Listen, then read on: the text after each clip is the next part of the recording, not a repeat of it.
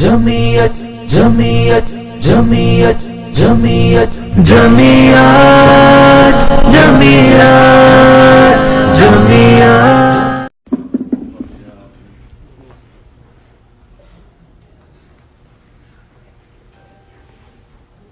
اللہ تعالی آپ کی اس محبت کو ویڈیو تو ہم بنا رہے قبول فرمائے اور یہاں اس ماحول میں آپ کی اس زندگی کو قبول فرما لے.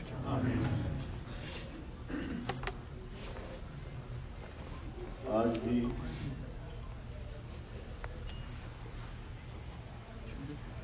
نبوی کے خطیب نے اپنے خطبے میں مدینہ منورہ کی عظمت اور اس کے آداب پر تفصیل لکھی. یقیناً یہ سرزمین اور جو ہم یہاں قدم رکھتے ہیں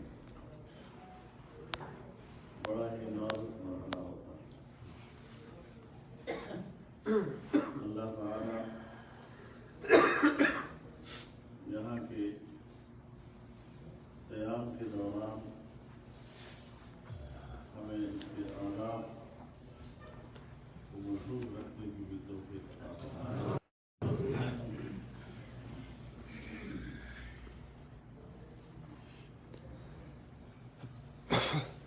جب آپ لوگ یہاں رہتے ہیں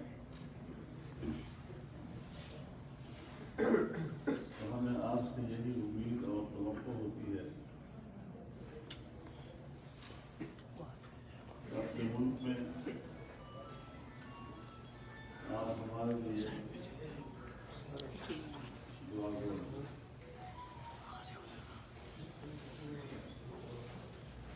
یہ ہماری خوش قسمتی ہے کہ ان مقامات مقدسہ میں ہمیں اتنی بڑی تعداد میں دعا ملی ہے.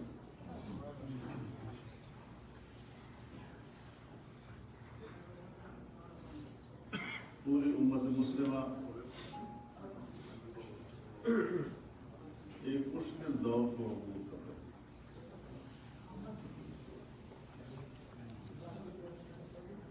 مسلمان چاہے ایشیا میں ہو، چاہے مشرق وسطیٰ میں ہو، چاہے یورپ میں ہو، ظلم کی چکی میں اور دنیا کے رحم ہو کر مسلمانوں کو محسوس.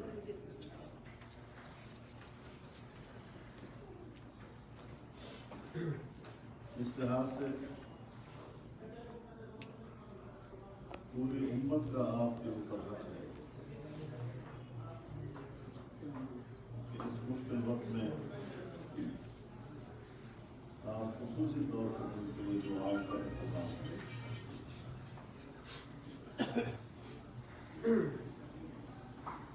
ہمارے تو کام کے حدود پاکستان ہیں، لیکن پوری امت کے لیے فکر مند ہونا یہ ایک مسلمان کے لیے اس کے مؤمن ہونے کی علامت ہوتی ہے.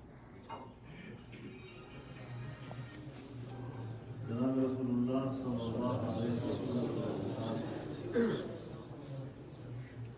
مثل المؤمنین فی توادهم وتعاطفهم وتراحمهم كمثل جسد واحد إذا اشتكى عينه اشتكى قلبه وإذا اشتكى رأسه اشتكى قلبه وإذا اشتكى عضو تداعى له سائر الجسد بالسهر والحمد.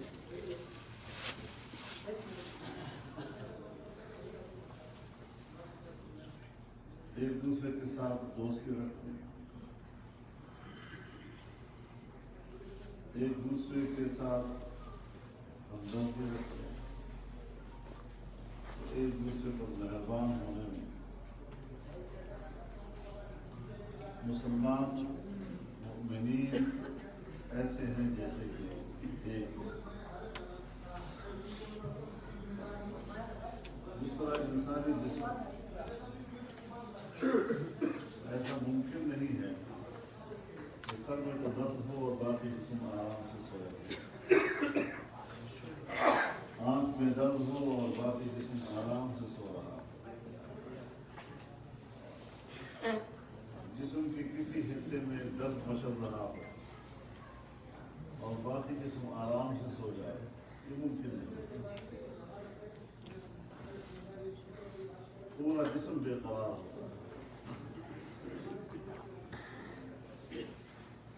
ساری رات جاگتی گزرتی ہے، بخار کے حالت میں گزرتی ہے۔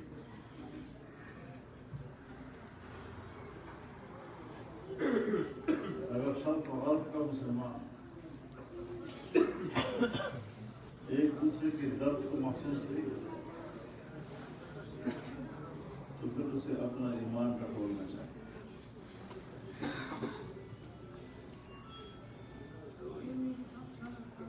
تو اگرچہ پوری امت کے لیے فکر مند ہونا یہ جو ایمان کی عادت ہے، لیکن اللہ رب العزت نے ہر مسلمان پر کچھ احسانات کیے ہیں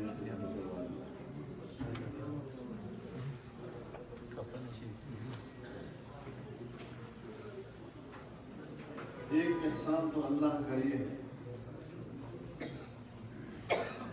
اس نے ہمیں محنت کا مکلف بنایا ہے نتیجے کا،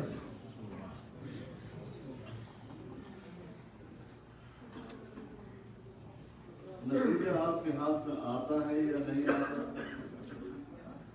اس کے بارے میں کوئی سوال نہیں کیا جائے گا، لیکن دین کے لیے دین مقصد کے لیے اپنی زندگی میں محنت بھی کی یا نہیں، زندگی کا کچھ حصہ اس کے لیے وقف کیا یا نہیں، اس کا سوال ضرور ہے۔ اور دوسرا یہ کہ اللہ تعالی نے ہمیں اپنی استطاعت کے مطابق مکلف بنایا ہے، جتنا ہمارا بس چلتا ہے اس حد تک تو ہم مکلف ہیں، اگر کوئی چیز بس سے باہر ہو، انسانی قوت سے باہر ہو تو اللہ تعالیٰ نے ایسی محنت اور مشقت ہم پر لازم نہیں، یہ اللہ کی طرف سے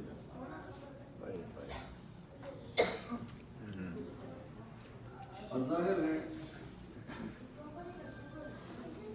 کہ اللہ رب العزت کا اپنے بندوں کے ساتھ تعلق رکھنے کا اپنا انداز ہے۔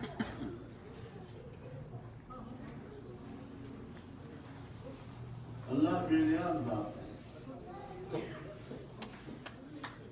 ساری انسانیت جمع ہو کر اللہ پر ایمان لائے تو خدا کی بڑائی میں اضافہ نہیں ہوتا، اور ساری انسانیت بیک وقت اللہ کا انکار کر دے تو اس کی خدائی میں ذرا وقت نہیں آتا، تو وہ تو بے نیاز تھا۔ اس لیے بڑی وضاحت کے ساتھ ہم سے کہتا ہے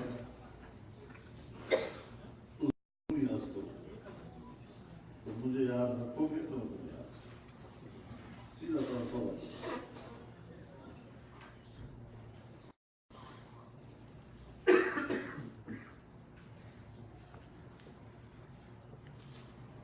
لئن شکرتم لأزیدنکم، آپ نے میری نعمتوں کا شکر ادا کیا تو میں اس میں ضرور اضافہ تاکید کے ساتھ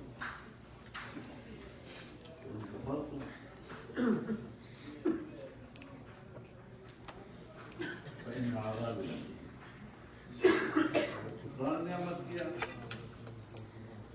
اللہ کی مہربانی دیکھیے یہاں یہ نہیں فرماتے کہ ادھر عاجباً میں تمہیں ضرور عطا کروں. پھر ڈراتا ہے پھر میرا عذاب کرنا ہے.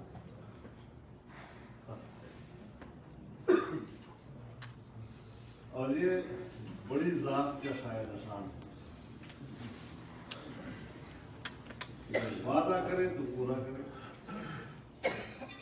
بادشاہ اگر کسی کو کہہ دے کہ کل آؤ میرے دربار میں تو میں تجھے انعام دوں گا، تو اگر نہ دیا تو لوگ کہیں گے بادشاہ کو اتنا بڑا آدمی ہوگا وعدہ کیا تو پورا نہیں کرتا. تو اللہ کی ذات تو بہت زیادہ حقدار ہے اس بات کی کہ جس کا وہ وعدہ کرے گا اس کے سامنے پورا کرنا چاہیے. لیکن اگر بادشاہ کہہ دے کہ کل آؤ میں تمہیں میدان میں چوک پہ کھڑا کر کے تمہیں درے ماروں اور کل جب آدمی پیش ہو جائے وہ کہے معاف بادشاہ کے شاید. تو اگر عام انسانی بادشاہ اس کا مقام یہ ہے کہ معاف کرنا اس کی عظمت کی دلیل ہوتی ہے. آپ مذہب کے بارے میں سوچیں کہ پھر تمام کام ہوگا. جب دینے پہ آتا ہے تو ضرور اضافہ کرو. جب عذاب کی دھمکی دیتا ہے تو کہتے ہیں میرا عذاب تھا یاد نہیں کرنا.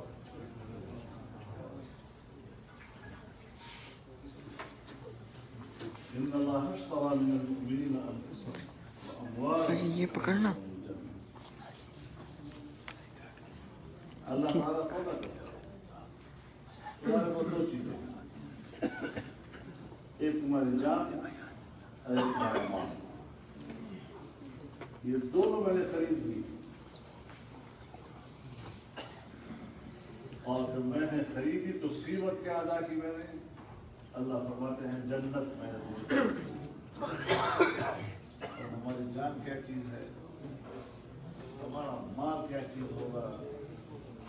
اور پھر ہم اپنے ساتھ غور کریں، سوچیں ذرا، مراقبہ کریں کہ ہم نے اپنی جان کا کتنا حصہ اللہ کے راستے میں دیا اور اپنے مال کا کتنا حصہ ہم نے اللہ کے راستے میں دیا ہے. اور اگر دیا بھی ہو تو پھر اس کے لیے نیت کتنی خالص تھی وہ بھی انسان کو نہیں پتا ہوتا ہے. اور اس کے بدلے میں انعام، اس کے بدلے میں اس کی قیمت جنت. سارے اور جنت عرضها السماوات والارض. وہ جنت جس کی چوڑائی پورے آسمان اور چوڑائی تو اس اعتبار سے ہمارے اکابر نے جو ہمیں راستہ بتایا،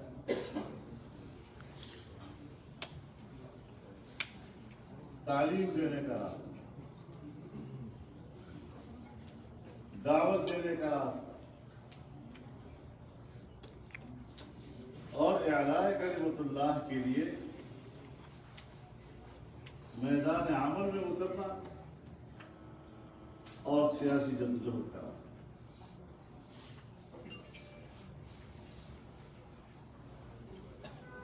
یہ ہمارے اکابرین و اسلاف کی امانت ہے جو جمعیت علماء اسلام کی صورت میں، مدارس کی صورت میں ہمیں ہمارے پاس ہے.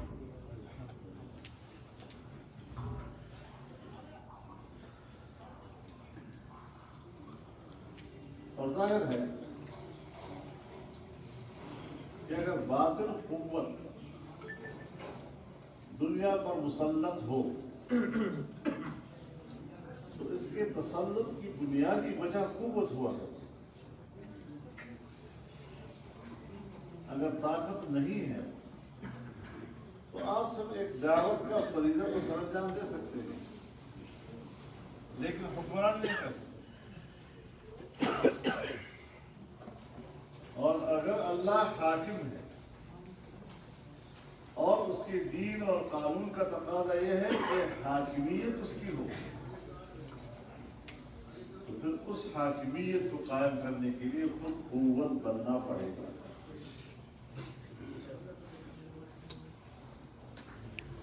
اسی زمانے میں ہندوستان میں ایک بات چل پڑی تھی اور علماء نے کچھ مشورہ کیا کہ ہندوستان کے اندر امارت شرعیہ قائم کی جائے۔ اب یہ ظاہر ہے کہ کہلائے رحمۃ اللہ کا جذبہ تھا، سوچ کی، اور اس کے لیے مشاورت کا عمل شروع ہوا۔ اس پر میں نے ایک رسالہ دیکھا شاید وزیر صاحب رحمۃ اللہ، انہوں نے اس رائے سے علمی اختلاف کیا اور اس کے لیے جو ان کی موقف کا خلاصہ ہے وہ یہ ہے کہ امارت شرعیہ کے لیے قوت بمنزل رکن، اگر قوت نہیں تو امارت قوت، لہٰذا پہلے قوت کا دوسرا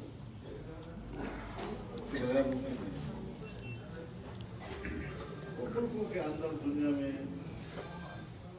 اللہ نے اپنے دین کی تعلیم پیدا کی ہے، جہاں جہاں پر امت موجود ہے وہاں وہاں پر اللہ کے دین کی تعلیم موجود ہے، چاہے افریقہ ہو، چاہے یورپ ہو، چاہے عرب ہو، عجم ہو، ایشیا ہو، دور دور تک جائیں تو رب العزت نے ہر جگہ پر اپنے دین کی خدمت کی ضرورت پیدا کی ہے اور وہاں وہاں کے ماحول کے مطابق وہ اپنے دین کی خدمت کرتے ہیں۔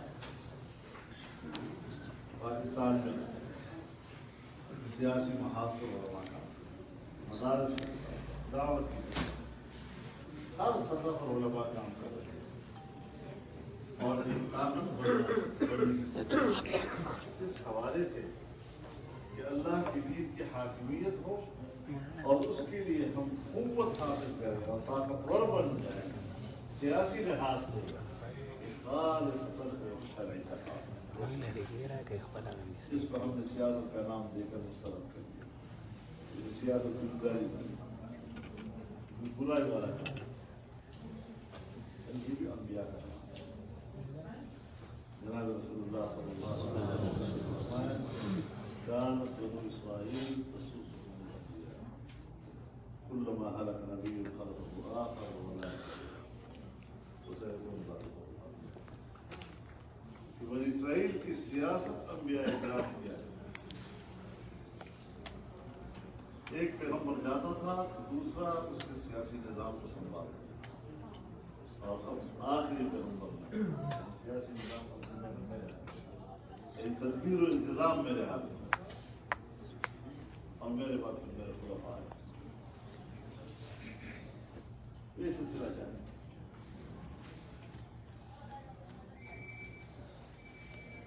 اب جب یہ انبیاء کا وظیفہ ہے تو آپ اپنے ملکوں میں ذرا جائیں، علماء مسئلہ بیان کرتے ہیں العلماء ورثۃ الانبیاء، علماء جو ہیں وہ انبیاء کے وارث ہیں۔ اب ہم وہاں اپنے ملکوں میں دیکھتے ہیں کہ اگر محراب کے اندر مصلی ہے تو ہم کہتے ہیں یہ رسول اللہ صلی اللہ علیہ وسلم کا میراث ہے اور یہاں پر عالم کے بغیر کوئی کھڑا نہیں، عام آدمی کھڑا ہو کے دکھائے۔ اگر ممبر رسول ہے ہم اس ممبر رسول کہتے ہیں صلی اللہ علیہ وسلم، وہاں میں عام آدمی کو بیٹھ کے دکھائے گئے، وہاں ہمارا دعویٰ ہے اور تو پھر اگر مسند سیاست ہے اور مسند حکومت ہے تو کیا وہ رسول اللہ صلی اللہ علیہ وسلم کی مسند نہیں؟ اس کی وراثت ہم نے کسی اور کے حوالے کر دی، فاسق و فاجروں کے حوالے کر دی، دنیا داروں کے حوالے کر دی، کیونکہ اس حوالے سے ہر ایک کو اپنے گریبان میں جان کر سوچنا۔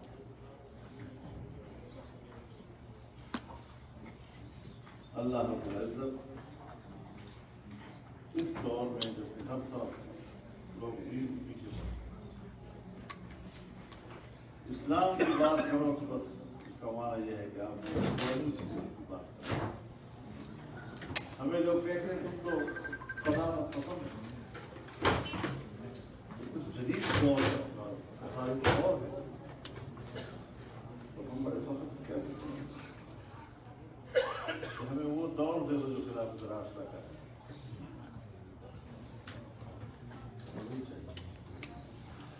مسلمانوں کے شوکت کا زمانہ گزرا ہے. عباسی حکومت گزری ہے, عثمانی حکومت گزری ہے, مغلوں کی حکومت گزری ہے, پوری دنیا پر مسلمان حکومت کر سکتے. آج ہم بکھر گئے. اس بکھرے ہوئے ماحول کو ہم جدید دور کا تقاضا کہتے ہیں اور ماضی کی اس فاتحانہ انداز کو مسلمانوں کی زندگی کو ہم کہتے ہیں قدامت. نہیں ہمارے مسلمانوں کی تاریخ آج کمزوری آ گئی. ڈیڑھ ان کی مسجدیں بن گئی ہیں ہماری. اور ظاہر ہے کہ ان حالت میں بھی ہم خیر کی تلاش کریں بہتری کی تلاش کریں گے. اور جو اس وقت ہمیں ماحول مہیا ہے اسی ماحول میں ہم بہتری کو تلاش کرنے کے لیے محنت کریں گے. اللہ تعالیٰ ہمارا قانون ناصر ہو اور ان حکومتوں کا جو اللہ کی دین کا نام دیتے ہیں, مسلمانوں کی خدمت کرتے ہیں, اسلام کی خدمت کرتے ہیں, اللہ ان کو توفیق دے. اور جو لوگ اللہ کی دین کا مذاق کرتے ہیں, اپنی خواہشات کو اول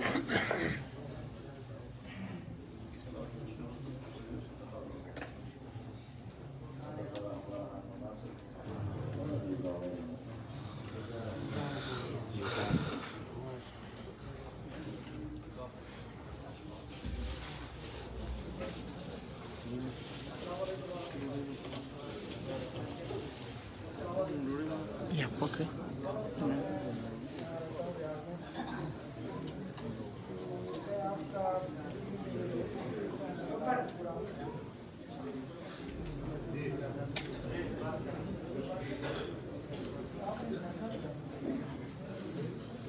بات کر رہے ہو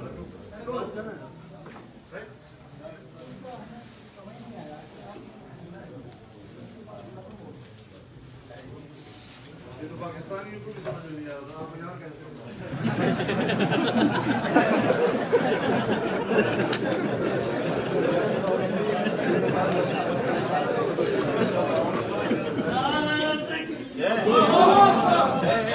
نعرے بند کرے.